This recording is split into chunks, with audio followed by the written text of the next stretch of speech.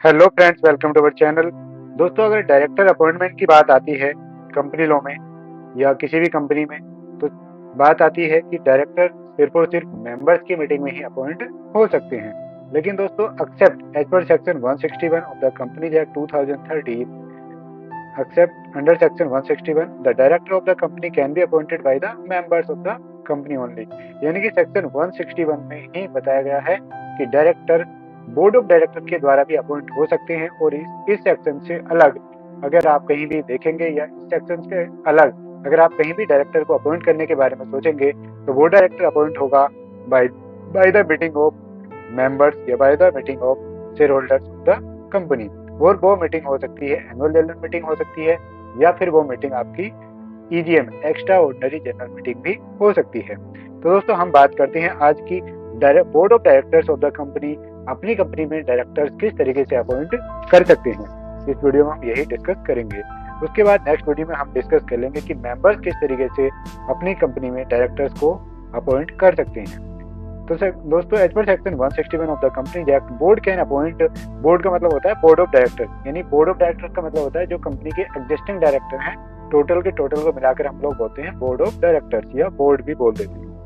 Board can appoint following directors. तो दोस्तों, 161 की सबसेक्शन है 4, उसमें दिया गया है। सबसे पहला आता है एडिशनल डायरेक्टर, सेकंड है अल्टरनेट डायरेक्टर, थर्ड है नॉमिनी डायरेक्टर और फोर्थ है डायरेक्टर अपॉइंटमेंट इन कैजुअल वैकेंसी। एडिशनल डायरेक्टर क्या है, किस लिए ये अपॉइंट होता है, अगर हम उसकी बात करें तो जब भी नॉर्मल कंपनी में डायरेक्टर अपॉइंट कर रहे हैं, चाहे वो कंपनी की वर्किंग को लेकर के हो कि भाई कंपनी में वर्किंग ज़्यादा है, उसको मैनेज करने के लिए हमें एक और डायरेक्टर की ज़रूरत होगी, तो इस केस में दोस्तों हमें अपॉइंट करना होता है एडिशनल डायरेक्टर। ये जो डायरेक्टर होते हैं, अगर आपके कंपनी के आर्टिकल ऑफ एसोसिएशन में पावर है, ये तभी अपॉइंट कर सकते हैं डायरेक्टर, ठीक है। और ये जो डायरेक्टर अपॉइंट होते हैं, ये दोस्तों from the date of appointment और टू द एंस्यूइंग, जो भी हमारी अपकमिंग एजीएम है उस तक ही ये अपॉइंट रहते हैं। उसके बाद में एजीएम में इसको मेंबर से अप्रूव करा करके इनको नॉर्मल डायरेक्टर कर दिया जाता है।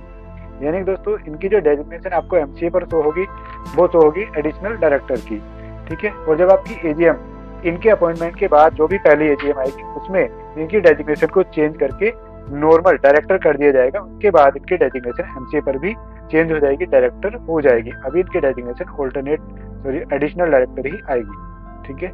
और जो ऑल्टरनेट डायरेक्टर दोस्तों हमारे होते हैं, वो अपॉइंट होते हैं अगर कोई डायरेक्टर हमारी कंपनी का आउट ऑफ इंडिया चला गया है, ठीक है, एक डिस्क्राइब टाइम के लिए, तो उस केस में डायरेक्टर किसी और पर्सन को उसकी जगह पर अपॉइंट कर सकते हैं।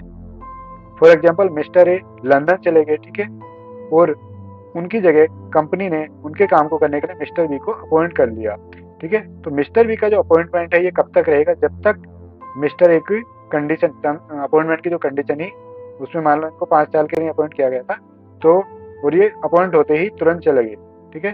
तो मिस्टर बी को अल्टरनेट डायरेक्टर इनकी जगह पर कर लिया गया, तो मिस्टर बी 5 साल तक डायरेक्टर रहेंगे। ऑटोमेटिक अपॉइंटमेंट वगैरह का कोई भी कॉन्सेप्ट इन पर लागू नहीं होता है। थर्ड आते हैं दोस्तों नॉमिनी डायरेक्टर। नॉमिनी डायरेक्टर ऐसा डायरेक्टर होता है जो कंपनी के जो लेंडर होते हैं, यानी जो लोग कंपनी को लोन देते हैं, खास करके फाइनेंशियल इंस्टीट्यूशन जैसे कि बैंक हो गए या पब्लिक फाइनेंशियल इंस्टीट्यूशन हो गए, या कोई भी और कंपनी जो कंपनी में स्टेक रखती है, वो अपना डायरेक्टर अपॉइंट कर देती है। तो वो डायरेक्टर जो किसी और के बिहाफ पर काम करते हैं, किसी और कंपनी के नॉमिनी होते हैं, उन्हें क्या बोला जाता है, नॉमिनी डायरेक्टर, ठीक है। ये भी डायरेक्टर के बोर्ड ऑफ रिजोल्यूशन को पास करके ही अपॉइंट किए जाते हैं। उसके बाद आता है appointment of director in casual vacancy, यानी कि कुछ कैजुअलिटी हो गई, यानी कि किसी डायरेक्टर की डेथ हो गई, या उसके जो टेन्योर था, या फिर उसको कोई इंजरी ऐसी हो गई कि वो काम करने के लायक नहीं है, या फिर वो इंसेन हो गए, यानी कि पागल हो गए हैं, या दिवालिया घोषित कर दिया गया, उस केसेस में हम कैजुअल वैकेंसी में अपने डायरेक्टर को अपॉइंट कर सकते हैं, ठीक है दोस्तों। अब हम देखते हैं प्रोसेस किस तरीके से इनका प्रोसेस रहेगा। तो सबसे पहले दोस्तों हमें एक बोर्ड मीटिंग कॉल करके propose appointment of additional alternate nominee in casual vacancy, ठीक है। उसके बाद ऑथराइज ए डायरेक्टर और company secretary of the company for apply डिन। अगर इनका डिन पहले से नहीं है, तो फिर हमें प्रपोज करना पड़ेगा डिन अप्लाई करने के लिए, और उनका जो डीएससी है, डिजिटल सिग्नेचर है, वो भी हमें ऑब्टेन कर लेना है। उसके बाद दोस्तों हमें डिन के लिए जो फॉर्म फाइल होता है, वो होता है फॉर्म DIR-3। DIR-3 में टोटल KYC के साथ में हमें डिटेल फिल करके अपलोड कर देनी है। और इनका डीएससी लगेगा और जिस कंपनी में अपॉइंट होंगे जो प्रपोज किया गया है उस कंपनी के डायरेक्टर का भी डीएससी इस फॉर्म में लगेगा। ठीक है। थर्ड स्टेप की अगर हम बात करें, step 3, the person being appointed will give his or her consent in form DIR2। DIR2 में कंसेंट देगा कि भाई मैं इस कंपनी में अपॉइंट होना चाह रहा हूँ और मैं अपनी मर्जी से अपनी इच्छा से अपॉइंट हो रहा हूँ। Will give disclosure of his or her interest in the company. इस कंपनी में उसका कोई डायरेक्ट या इनडायरेक्ट इंटरेस्ट तो नहीं है, कहीं वो पहले से शेयर होल्डर तो नहीं है, तो अपना इंटरेस्ट भी देगा और डिक्लेरेशन देगा कि एग्जिस्टिंग कितनी कंपनी में वो शेयर होल्डर है एज ऑन डेट में। ठीक है। तो ये 3 चीजें हमें एग्जिस्टिंग जो भी हमारा न्यू डायरेक्टर अपॉइंट होने जा रहा है उससे लेनी होंगी। Call and held A board meeting, जब हमारा दिन आ जाएगा और जो हमारा न्यू पर्सन है जो अपॉइंट होने जा रहा है उससे ये 3 चीज मिल जाएंगी, तब हमें एक बोर्ड मीटिंग कॉल करनी है और उस बोर्ड मीटिंग में जो भी उन्होंने अपनी डिक्लेरेशन, डिस्क्लोजर या कंसेंट दी है उसको कंसिडर करना है और एक बोर्ड रेजोल्यूशन पास करना है उसके अपॉइंटमेंट के लिए। ठीक है। उसके बाद कंपनी के डायरेक्टर या किसी कंपनी सेक्रेटरी को ऑथराइज कर देंगे कि आप जो भी इनके अपॉइंटमेंट की फॉर्मेलिटीज हैं आप वो कंप्लीट कर दीजिए। उसके बाद दोस्तों 5th स्टेप में कंपनी को फॉर्म DIR-12 फाइल करना होता है विद इन 30 डेज। 30 डेज कब से काउंट करेंगे? जिस दिन बोर्ड रेजोल्यूशन पास किया था इनके अपॉइंटमेंट के लिए। ठीक है।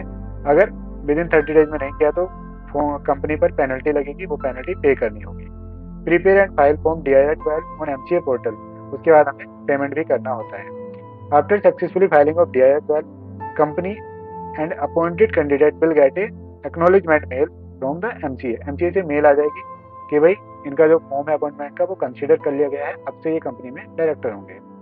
Directors name will be updated on MCA portal, जो हमारी मिनिस्ट्री ऑफ कॉर्पोरेट अफेयर्स का पोर्टल है उस पर भी जो न्यू डायरेक्टर अपॉइंट हुए हैं उनका नाम डिस्प्ले हो जाएगा।